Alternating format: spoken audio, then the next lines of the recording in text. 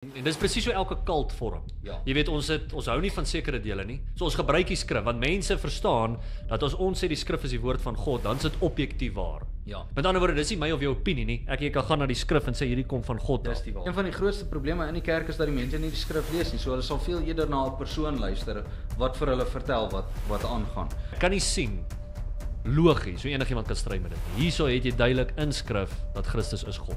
Ja, ek wil Jesus wil nie hê jy moet sleg doen nie. Hy is lief vir jou net soos jy is. Kom ook net soos jy is. Moenie verander nie, want hy aanvaar jou net soos jy is. En gewoonlik die gevaar met daai tipe oproep van Christus aanvaar jou soos jy is gewoonlik gepaard met jy het nie nodig om te verander. Nee, kan ons sien dat hierdie pad wat hierdie ouens loop is dieselfde as die Jehovah's Witness, is dieselfde as die Mormone, hulle is ongered. Japie is daar's 'n beter kans Hitler is gered as wat Japie gered. Maak nie saak watse nasie, volk of taal die persoon is nie.